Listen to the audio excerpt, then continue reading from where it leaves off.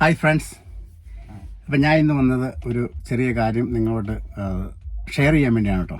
എന്താണെന്ന് വെച്ച് കഴിഞ്ഞാൽ ഞാൻ ഈസ്റ്റേൺ കമ്പനിയിൽ ജോലി ചെയ്യുമായിരുന്നു ഒരു 11 വർഷക്കാലം. അതിനുശേഷം ഇപ്പോൾ 2 വർഷമായി ഞാൻ അവിടെ നിന്ന് ജോലി നിർത്തിയിട്ട് റിസൈൻ ചെയ്തിട്ട്. അപ്പോൾ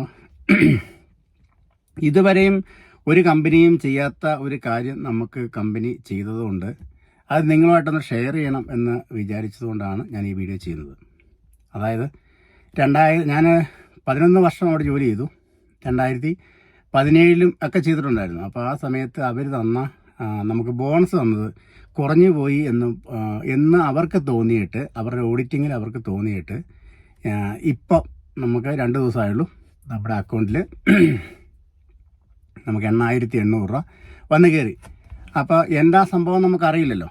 നമ്മുടെ അന്ന് ഈസ്റ്റേൺ കമ്പനി നവാസാറിൻ്റെ കമ്പനിയിലായിരുന്നു നമ്മൾ ജോലി ചെയ്തുകൊണ്ടിരുന്നത്. ഇപ്പോൾ ഒരു കുറച്ച് നാളായിട്ട് നിങ്ങൾക്കറിയാം, ഒരു വലിയ ഡീലിങ്സിൻ്റെ ഭാഗമായിട്ട് ആ കമ്പനി വിറ്റു. ഓർക്കല എന്ന് പറഞ്ഞൊരു കമ്പനി മേടിച്ചു. അപ്പോൾ ആ കമ്പനി നമുക്ക് ആ പൈസ തരണം എന്ന് അവർക്കൊരു ഇതുമില്ല. പക്ഷേ അവർ ഓഡിറ്റിങ്ങിൽ അവർക്ക് തോന്നി നമുക്ക് ആ പൈസ തരണമെന്ന്. എന്താണെങ്കിലും അന്ന് ജോലി ചെയ്തുകൊണ്ടിരുന്ന 2017 ജോലി ചെയ്തുകൊണ്ടിരുന്ന ആളുകൾക്ക് മുഴുവനും ആയിട്ടും ആ പൈസ വന്ന് കയറി. ഞാൻ കുറേ ആളുകളെ വിളിച്ചു നോക്കി. അപ്പോൾ അവരിങ്ങോട്ടും വിളിച്ചു, ചേട്ടന് വന്ന് കയറിയോ എന്നൊക്കെ ചോദിച്ച് എന്നെ വിളിച്ച ആളുകളുമുണ്ട്. എന്താണെങ്കിലും എനിക്കും വന്ന് കയറി, അവർക്കും വന്ന് കയറി. ആ പൈസ അവർ തരാൻ കാണിച്ച ആ മനസ്സിനെ നമ്മളൊരു അപ്രിഷ്യേറ്റ് ചെയ്തേ മതിയാവും. കാരണം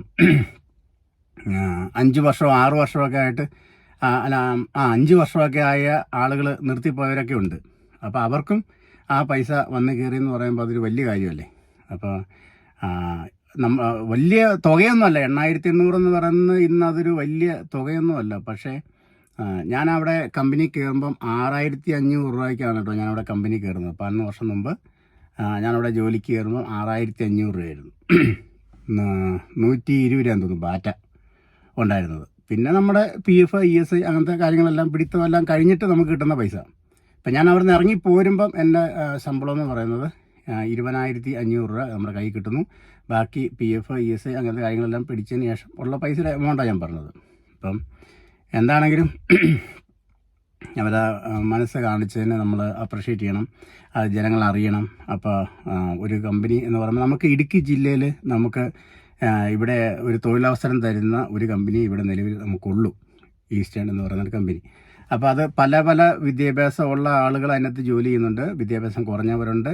അപ്പോൾ ഏത് മേഖലയിലാണെങ്കിലും അവർക്കത് സാധിക്കുന്നുണ്ട്, ജോലി കൊടുക്കാനൊക്കെ ആയിട്ട് സാധിക്കുന്നുണ്ട്. അപ്പോൾ കയറുമ്പം നമ്മളത് എന്നാ പറയുന്നത്, കയറുന്ന ഇല്ലെങ്കിൽ ജോലി നോക്കി നടക്കുന്ന പിള്ളേർക്ക് അത് ഒരു ഉപകാരമാണ്. അപ്പോൾ അവർ ഇപ്പോൾ അത് ഞാൻ ചോദിച്ച് മനസ്സിലാക്കിയൊക്കെ വന്നു കഴിഞ്ഞപ്പോൾ ഒരുപാട് കാര്യങ്ങൾ നമുക്ക് അറിയാൻ കഴിഞ്ഞു. അവർ ഒത്തിരി ഓപ്പർച്യൂണിറ്റികൾ അവർ കൊടുക്കുന്നുണ്ട്. നമ്മളുണ്ടായിരുന്ന സമയത്ത് നമുക്ക് തന്നിട്ടുണ്ട് കേട്ടോ. നമുക്ക് സെയിൽസ്മാനായിട്ട് അവർ പ്രൊമോഷൻ തരാമെന്ന് പറഞ്ഞായിരുന്നു, നമുക്കത് വേണ്ടെന്ന് പറഞ്ഞ് നമ്മൾ നിരസിച്ചതാണ്. അതുപോലെ ഏജൻസി തരാമെന്ന് പറഞ്ഞു, അതും നമ്മൾ നിരസിച്ചതാണ്. നമുക്ക് വേണ്ട, കാരണം നമുക്ക് ചെയ്യുന്ന ജോലിയോട് താല്പര്യം എന്ന് പറയുന്നത് എനിക്ക് ഡ്രൈവിങ്ങിനോടായിരുന്നു. അതുമായിട്ട് ബന്ധപ്പെട്ട് എനിക്ക് അതിന് ഇഷ്ടമായിട്ട് നമ്മൾ എന്നാ പറഞ്ഞാൽ നമുക്ക് ഇഷ്ടപ്പെട്ട് ചെയ്യുന്ന ജോലിയാണ് നമുക്ക് നല്ലത്. അപ്പോൾ നമ്മൾ ഭാവിയിലാണെങ്കിൽ ചൂസ് ചെയ്യുന്ന അതാണ്. മറ്റേതെന്ന് പറയുമ്പോൾ നമുക്ക് കുറേ പ്രഷറും കാര്യങ്ങളും എല്ലാം വരും. പക്ഷേ ഒരു ഡ്രൈവറെ സംബന്ധിച്ച് അങ്ങനത്തെ ഒരു വിഷയങ്ങളൊന്നും വരുന്നില്ലാത്തതുകൊണ്ട് എനിക്കിഷ്ടപ്പെട്ട ജോലി ആയതുകൊണ്ടും ഞാൻ അത് തിരഞ്ഞെടുത്തു, അങ്ങനെ പോയി. അപ്പോൾ എനിക്ക് അവർ 4 തവണയോളം ഞാൻ ആ 11 വർഷം നിന്നിട്ട് 4 തവണ എനിക്ക് ബെസ്റ്റ് ഡ്രൈവർക്കും ഒക്കെയുള്ള അവാർഡുകളൊക്കെ തന്നിട്ടുള്ള കമ്പനിയാണ്. പിന്നെ നവാസാറൊക്കെ ആണെങ്കിലും നല്ല ഡീലിങ്സ് ഒക്കെ ഉണ്ടായിരുന്ന ഒരു കമ്പനി. അവസാനം നമ്മൾ 10-11 വർഷമായി നമ്മൾ കുറേ കാലം അവിടെ ജോലി ചെയ്തപ്പോൾ നമ്മൾ നിർത്തണമെന്ന് തോന്നി, നമ്മൾ നിർത്തിപ്പോന്നാണ്. അതുപോലെ 1-2 കാര്യങ്ങളാണ് ഞാൻ പറയാൻ ഉദ്ദേശിക്കുന്നത്. അവിടെ ജോലി ചെയ്തുകൊണ്ടിരുന്ന ആളുകൾ എന്താ പറയുക, സെയിൽസ്മാനായിട്ട് കയറി അതിനുശേഷം സെയിൽസ് ഓഫീസറൊക്കെ ആയിട്ട് മാറിയ ആളുകൾ എൻ്റെ പരിചയത്തിൽ തന്നെ ഒരു ജോബിൻ എന്ന് പറയുന്ന ഒരാൾ, പുള്ളിക്ക് വീട്ടിൽ വെച്ചൊരു ആക്സിഡൻറ്റ് പറ്റി.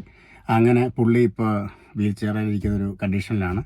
അദ്ദേഹത്തിനും ഇപ്പോൾ ഒരു കമ്പനി ശമ്പളം കൊടുക്കുന്നുണ്ട്.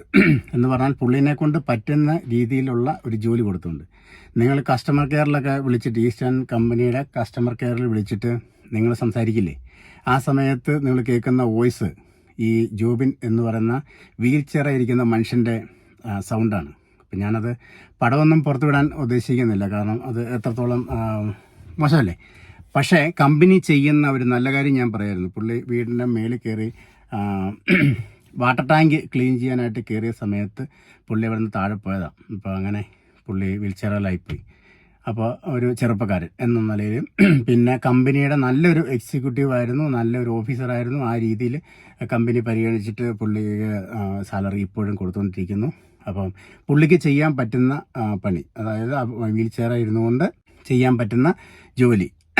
അപ്പോൾ ആ ജോലി എന്ന് പറയുന്നത് കസ്റ്റമറെ ഡീൽ ചെയ്യുക എന്നുള്ളതാണ് തന്നെയാണ്. അപ്പോൾ കേരളത്തിൽ നിങ്ങൾ എവിടെ നിന്നാണെങ്കിലും, കേരളത്തിൽ ഉള്ള ആളുകൾ എവിടെ നിന്ന് വിളിച്ചാലും അദ്ദേഹത്തിനോടാണ് സംസാരിക്കുന്നത്.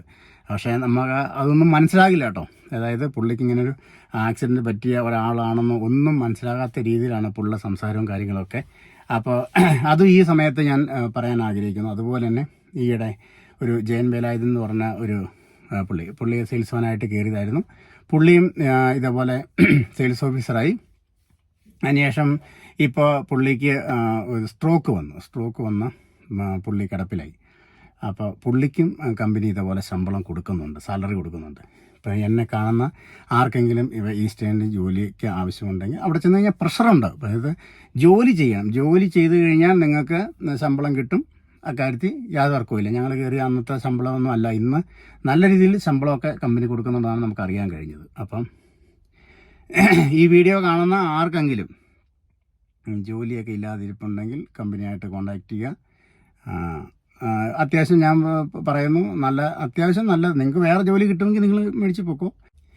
അപ്പോൾ സാലറിയുടെ കാര്യത്തിൽ നിങ്ങൾ പേടിക്കേണ്ട, പക്കയായിട്ട് നിങ്ങൾക്ക് സാലറികൾ കിട്ടും.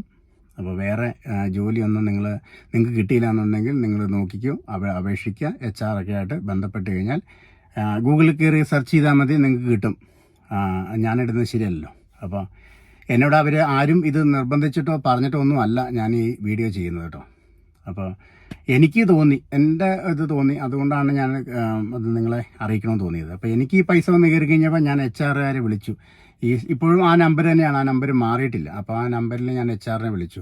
നമുക്ക് അർഹതപ്പെട്ട പൈസയാണോ നമുക്ക് വന്ന് കയറിയേക്കുന്നത്? കാരണം നമ്മളിപ്പോൾ അവിടുന്ന് ജോലി റിസൈൻ ചെയ്ത് പോന്നിട്ട് 2 വർഷത്തോളം കഴിഞ്ഞല്ലോ. അപ്പം നമുക്കത് എന്ത് കാര്യത്തിനാണ് നമുക്ക് പൈസ വന്ന് കയറിയെന്ന് അറിയില്ലല്ലോ. അപ്പോൾ അതുകൊണ്ടാണ് ഞാൻ വിളിച്ചു കഴിഞ്ഞപ്പോൾ അവർ പറഞ്ഞു, നിങ്ങൾക്ക് ചേട്ടൻ അത് അർഹതപ്പെട്ട പൈസ തന്നെയാണ് വന്നേക്കുന്നത് എന്ന് പറഞ്ഞതുകൊണ്ടാണ് നമ്മൾ ആ പൈസ ചിലവാക്കാം എന്ന് വിചാരിച്ചത്. അപ്പോൾ 8,800 രൂപ എന്ന് പറയുന്നത് വലിയ തുകയല്ല. പക്ഷേ അന്നത്തെ കാലത്ത് ജോലി ചെയ്ത മുഴുവൻ ആളുകൾക്കും കൊടുക്കാമെന്ന് പറഞ്ഞാൽ ചെറിയൊരു എമൗണ്ട് അല്ലല്ലോ. അപ്പോൾ എന്താണെങ്കിലും നിങ്ങളുമായിട്ട് ഇത് ഷെയർ ചെയ്യണമെന്ന് വിചാരിച്ചുകൊണ്ടാണ് പറയുന്നത്.